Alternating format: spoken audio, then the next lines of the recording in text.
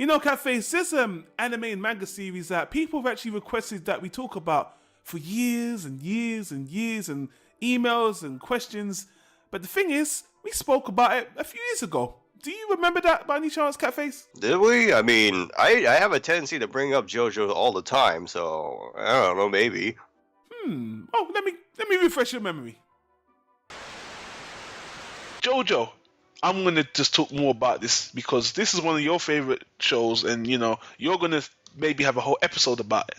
It's the longest running, strongest shonen series there is in Shonen Jump. Or is it Ultra Jump? Well, it's in one of the Shonen Jump related magazines. It's been running the longest. Oh yeah, that was shit. That was our second podcast we ever did. Oh, no wonder why I don't remember. Holy shit. Yeah, that was 5 years ago, 2011. That was just... People, if you don't know, I know most of you guys don't know, don't care. You know, we just basically put this one on hold because we heard it was going to be redone and old boy wanted to get into it. I wanted to read the manga. I don't want to bore you guys with the details. Long story short, guys, we're tackling JoJo. We're going to talk about every single part, and this is going to be the first part. The first part we're going to tackle is obviously Phantom Blood. Old boy is more acquainted with the manga. I just watched the anime, and we're going to have a good discussion about it. But before that, because this first part is so short, we're going to just have a little open floor discussion about Catface's opinion on it, because it's one of his favorites. He said that from the beginning. And then we're going to get into the part one, Phantom Blood, our thoughts. How does that sound? Sounds fantastic. It always sounds fantastic, Catface. So guys, thanks for checking us out. Thanks for the request. And now, after all these years, it's time for JoJo! JoJo! JoJo!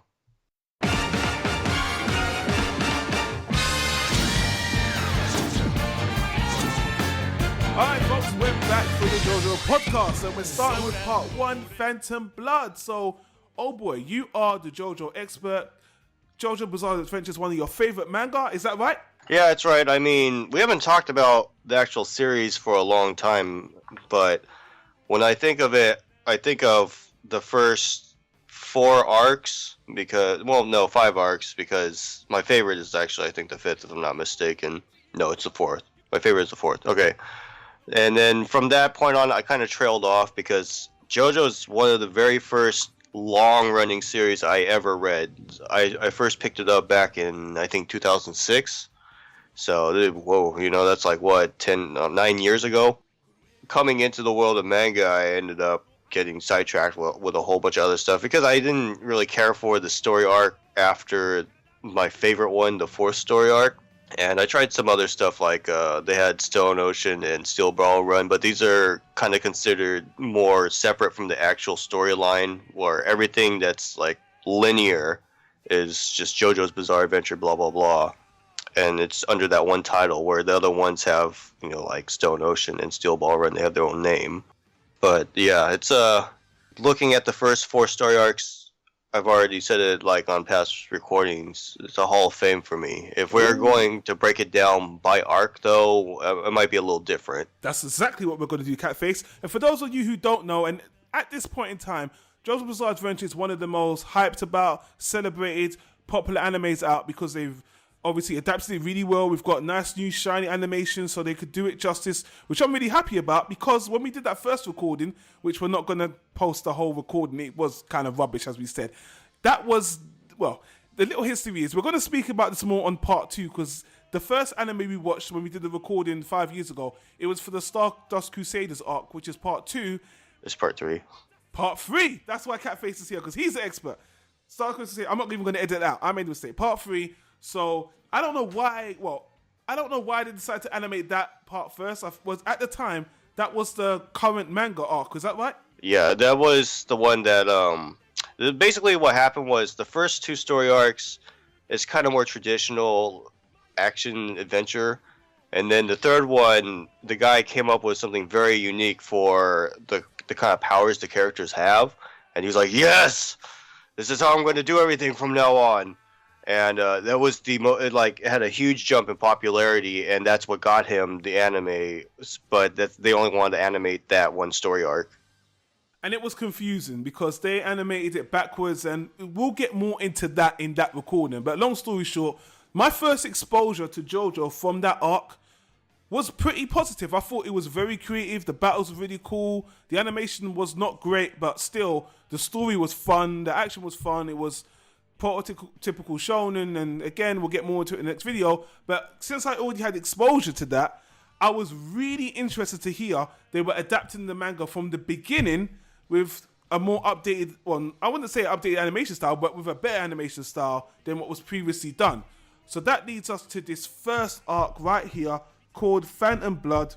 And well, I'll let you talk about the manga first because you read it first. And what I want to ask you first is, after watching the anime adaptation, how did you feel that compared to the manga for what you read? How do you feel they did a job on that? I felt it was great. I mean, for one, it's only 8 episodes, and in the manga, it's only 5 volumes. So it's not like they were trying to fuck around and fit it to any kind of set number, 12 or 13 episodes or anything like that. Just like, look, we're just going to translate it straight to anime, and I think they did just fine. I think they just translated it straight up. Wow, so it's a proper seriously well done adaptation of the manga. That's great to hear, and I really enjoyed it. And you know, I got some notes here because as we're doing the podcast now, I have to take notes. I'm doing little anime reviews. this arc was so corny. Yeah, it's like, if people start with that, they're gonna get the wrong impression because, like I said, when it comes to Stardust Crusaders, that became Araki Hirohiko's trademark style. Is with he invented the stands in the 3rd story arc, and he's used stands for all the other stuff since. Which in the linear JoJo storyline, there's 8 story arcs. So for 5 of them, he's used stands, and then there's the 2 other offshoot things, which also use stands. I didn't know that. Obviously, you told me now, which is a spoiler, goddamn you, old boy. But I already knew. I guess that was the point.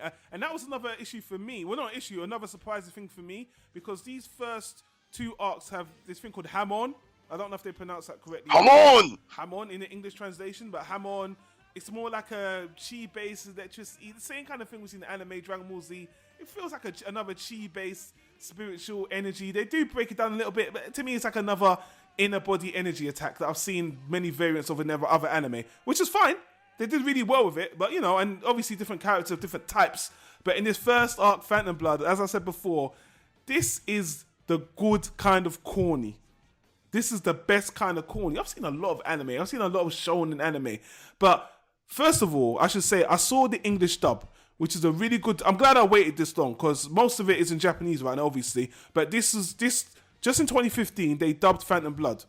And the Battle Tendency. I keep messing the name up. Battle Tendency? Battle Tendency, yeah. Anyway, so they did those both in English, and it just added to the dialogue being so corny. Dio! JoJo! And the shouting and screaming. And I switched between that and the Japanese. The dialogue is very corny. The storyline is, you know, one of those stories. It's a very, very simple good versus evil story in the beginning. This family, well, you know, how do you explain? You always break this down better than me. How would you explain the story of the first arc? Sure. Let me say a few things, like overall for the entire JoJo thing. It's always very clearly good versus evil in every story arc that I've read. There's no, well, at least like those first 5 or 6, it's very cut and dry. There isn't any gray area of, you know, the good guy and bad guys.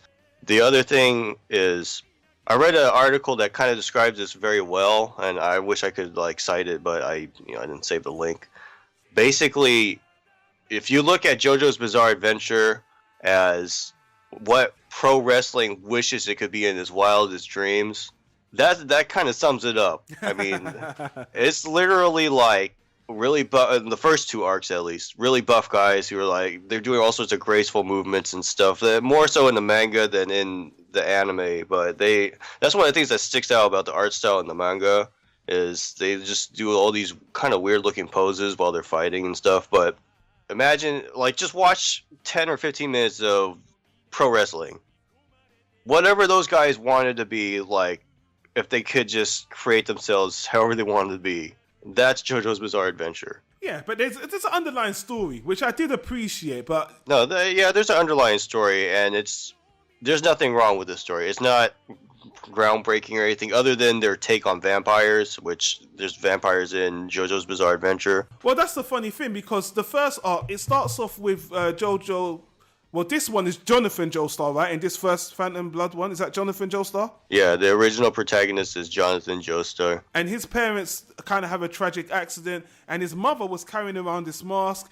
And then basically this thief was coming to steal something from JoJo's dad because he thought it was a dead body. But then JoJo's dad's like, oh, you were going to save me. And there's like a little misunderstanding where the thief just saves JoJo as a baby. And then the dad and JoJo's dad and JoJo are raised in the house. And JoJo's dad's always thankful to the thief for kind of finding them, even though the thief admits that, you know, I was only in it to see this shit. But then the thief has a son called Dio.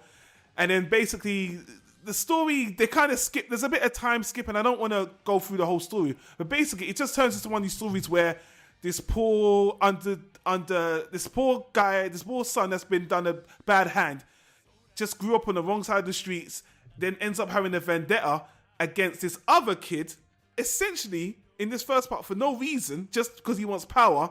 That turns into a blood feud between these two because of jealousy, and then that first arc, it just turns into vampires, and it kind of goes off the rails, but for me, in the best possible way, in terms of anime. I thought, you know, it turns into kind of simple. Now they hate each other, but the core of why they hate each other turns out to be a very simple feud.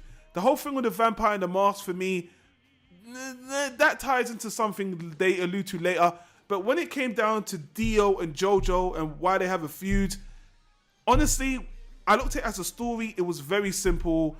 And actually, this first arc even gave Dio a little bit of development, because him and JoJo in this arc, they had a bit of a friendship. He didn't outright hate him at first. He just wanted his shit and wanted to take over. And there was this thing, I love you as a brother, but then they were pretending, and then they hate each other.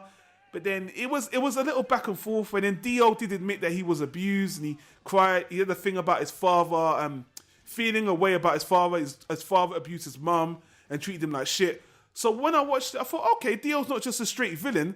But then, when he gets the mask and turns into a super vampire, then it kind of goes into, okay, now he's a super villain. And all that other stuff about him having been abused and stuff, that kind of went away. But I enjoyed it. I don't know about that. I mean, there is some build-up for him as a cause to be kind of a shithead. But basically, like, when he has a shitty life, but then he's given a good life, and he still chooses. It's because he's ambitious.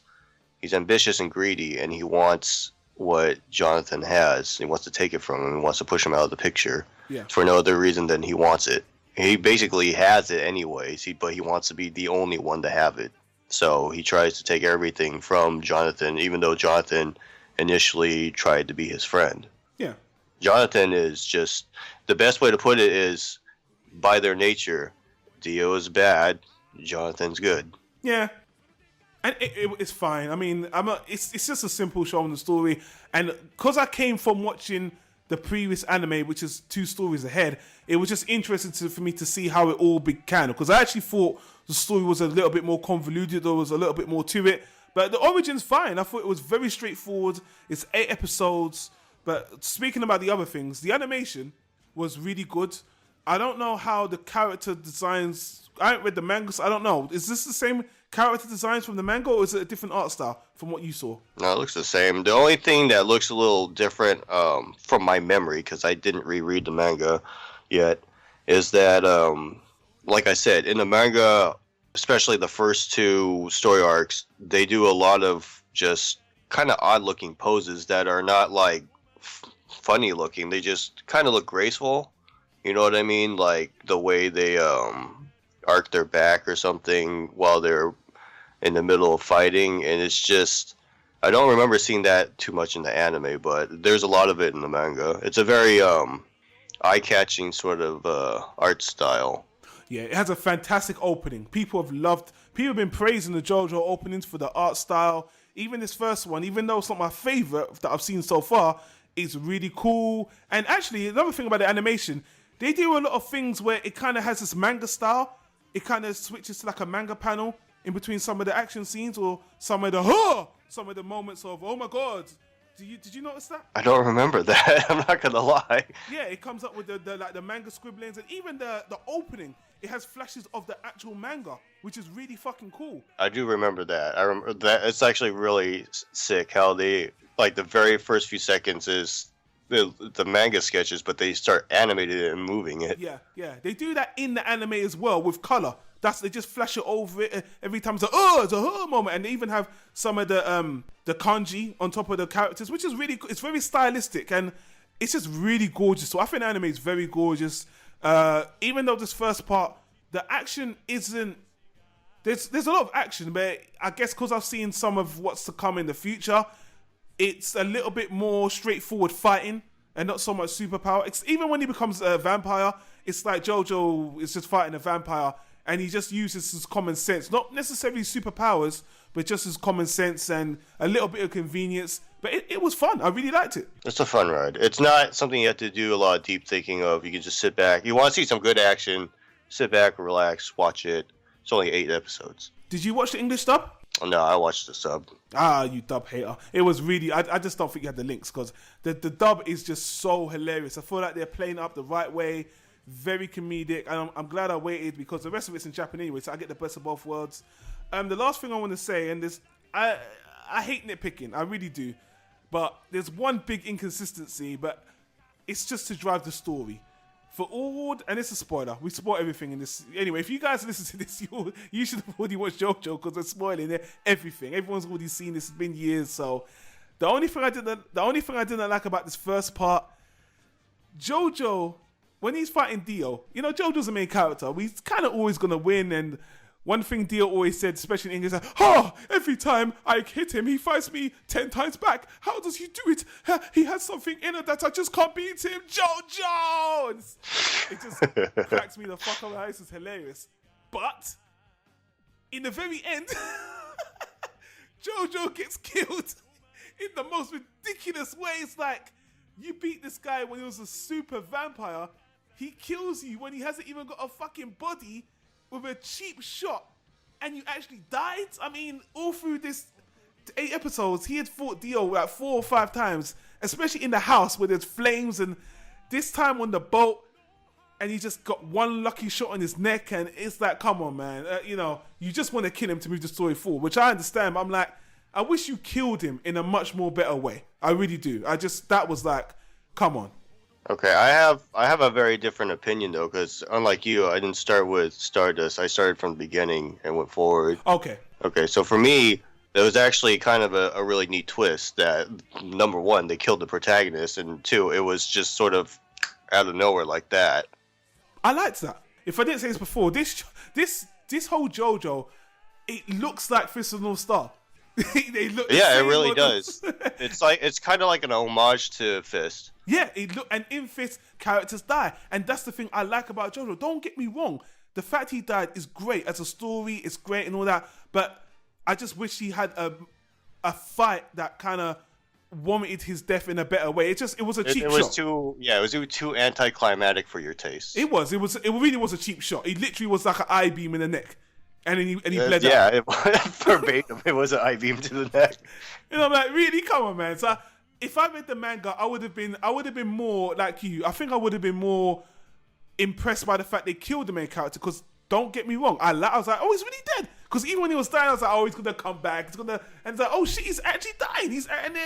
And then I was like, oh, because I didn't know they were gonna move. I didn't know this saga was gonna end so shortly. I didn't know that. I hadn't read the manga, so. But anyway, that was just my one quibble. I just thought it could be done better, but it was good, and the pros outweigh the bad, and we are going to separate these parts. So that was my take on the first part. It was really good, really short. So, you know, have you got anything else to say about the first part? A little bit, but it's more like the whole series overall. Well, you better get your parts in, boy, because we're not doing it like that, son. We're doing it in parts. So you better. Well, no, it's a little important. I mean, do you know any multi-generational stories? Because that's like one of the big draws for me for when it comes to JoJo's Bizarre Adventure. One of the big things about JoJo's Bizarre Adventure is, you know, we were just talking about how the protagonist died. It starts off in the 1800s. Yeah. Okay, and it goes forward in time, and it goes generation to generation. It's a multi-generational story. So I can't think of anything other than, sadly, The Hobbit and Lord of the Rings off of a technicality. That's a multi-generational story that I liked, which is You know, Bilbo adopts Frodo, so technically it's a father to son sort of deal. But I really like how they went through time, and not through time travel, but through natural means. And each setting is very different because of the times. Of course. And then each protagonist is different because it's a different person. Instead of having like the same traditional power creep where you have the same guy doing the same shit, and then sometime down the road he's not even going to be using the stuff he originally started out doing anyways. It's constantly a fresh start. I completely see where you're coming from, and like I said, the fact they killed him and they're moving the story along as a story progression is absolutely fantastic. I've said this many times. That's one thing I hate about like the comic industry rebooting the same characters, the same shit. Even anime does that. Dragon Ball, they won't move on. They won't let new characters. Oh God, Dragon Ball! I hate that. I mean, and the only animation that did that, like Avatar: Last Airbender, they did that. They moved on because that was set in ancient times. Then Korra set as the next generation, and just like you said, that was one of the most impressive things. And I do wish they did that more in stories. So, there's so surprising. No other anime uses that idea, that concept to move on.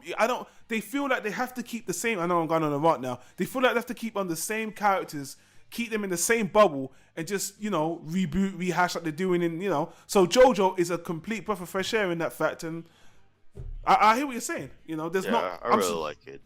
I'm not surprised. I am surprised there isn't more animation stories. Maybe people, guys, if you know anything in the comments, you want to prove us wrong and say, you guys know what you're talking about. Leave a comment down below if you think there's other generational anime, manga stories that you think is worth talking about, or if we're wrong or what have you. But anyway, you let me do most of the talking, old boy, and I appreciate that. But next time, they're going to be the case. I'll cap off your rant with this. Like, I do creative writing. I'm not going to like try to thumb my nose and say, I'm an author or anything like that. But a philosophy I have is, if the story is good, you can let go of the character. If your story is going to collapse because of the protagonist or something exiting the story, you probably don't have a good story. JoJo's Bizarre Adventure is multi-generational. They either kill off the protagonist, or they put him off to the side and out of the spotlight in the next story arcs. And to me, having that kind of progressive story where you don't have to cling to the same guy every fucking storyline is great. It's nice. It's different. And I like those different things. It's very original. Speaking of originality, JoJo's Bizarre Adventure, one of the longest running, battle-centered, prototypical shonen action series. It's one of the oldest, and honestly, from everything I've seen, one of the most original and freshest still. There's no disputing what you're saying. There's a lot of people saying that retro anime is the best, and there's a few animes like Parasite that was redone last year as well. There's a lot of mangas that are getting readapted, and I wanted to ask you this off mic, that don't you feel happy that they waited until now to do this as an anime adaptation rather than before? Like, if they did this at the same time they did that other the Stardust from before, I mean, do you think it could have worked with the animation style? I think that the poor animation would have hurt the story. I think it could have worked. Personally speaking, I have a sentimental fondness for hand-drawn stuff, but I think you're absolutely right. The remakes of all the remakes they've made so far for JoJo's looks really good. I mean, the art style isn't like the most realistic looking thing in the world, but it's beautiful. I'm not gonna lie. It looks really good. And I think if it, like you said, if they had animated it like the, 1990 JoJo's Bizarre Adventure. 93 or something. It looks cartoony. It looks bad. Yeah. So anyway, I guess we'll wrap this one up. We are doing each part in general, and we wanted to make this one a bit longer just so we can get all our other thoughts out. I know it was a little bit of a mess, and people have been waiting for this for so long. But guys, we're going to do every single part as they air and stuff. And at the time of this recording, we know that Diamond's Unbreakable. Is that what's called part? Oh yeah, one of my favorite story arcs of all time, of any stories, Diamond's Unbreakable. Wow, that's airing right now. Everyone's gagging about it, but we got to catch up with our discussions on Stardust Crusaders, which old boys watched and read, but I just want to watch the remake, and then we're going to be back on. But the next podcast, the next JoJo we're going to be doing is Battle Tendency. Oh man, looking forward to that. But before we go, there's one little funny little point I wanted to make. Because I've been praising the animation so much. Oh boy, you know, when I was watching the animation, I want to end on this note.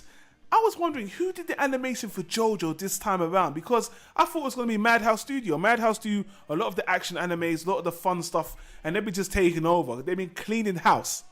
So I was surprised at the name of the anime studio that is actually producing JoJo right now. And anime studios have many different names: IG Production, Madhouse, Gonzo, etc. When I saw the name of this one, I thought, okay. You're hyping this up quite a bit. We actually have to give our ratings for this story arc as well, but go ahead. Anyway, JoJo's Bizarre Adventure, Phantom Blood, and Battle Tendency is brought to you by David Production. What the fuck? That's like so random. David Production. David Production was actually one of the main heads of Gonzo Anime Studio. He left and made his own studio. This is happening all the time with the animation studios. They're breaking off. Like, I think it was the guy left Gainax who made Studio Trigger, whatever, with Kill la Kill. So, when I saw David Production, really? Anyway, I just thought it was really funny. Well, you could call yourself anything in the entire world. Like, you call yourself David Production. What the hell? And they've really only done JoJo. That's their main thing, which is nice to see a studio only focusing on one project.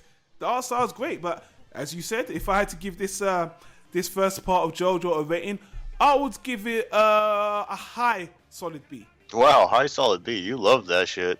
I would actually give it a high watchable. I mean, it's not something. First of all, not necessary to watch to understand the storyline of JoJo's Bizarre Adventure. I mean, you can go from the third arc on, and you're going to be okay. You kind of miss out on a little bit, but it's extra stuff. So that being said, I mean, I enjoyed it. But I think some people would get the wrong impression if they watch it and they're like, and that's the only one they watched instead of watching like the third and fourth. Yeah, I honestly, I think it's really fun. It's not anything to, you know, it's action animation, shonen anime. It's something I would introduce to most people who haven't even watched anime. It's really fun, really flamboyant, fantastical. It's just fun, goddammit, and that's it. So, you know, we both enjoyed it for the most part. But guys, we're going to stop this recording here because we've got to get on to the next recording. Click the annotations on the right for all the other stuff we do for animation, books, TV shows. You guys know the deal. Hit the subscribe button if you want more content, because we're finally covering JoJo as you wanted for so many years. So until then, we're going to see you on the next recording. See you later. JoJo! Dio! JoJo! Dio! JoJo! Go away.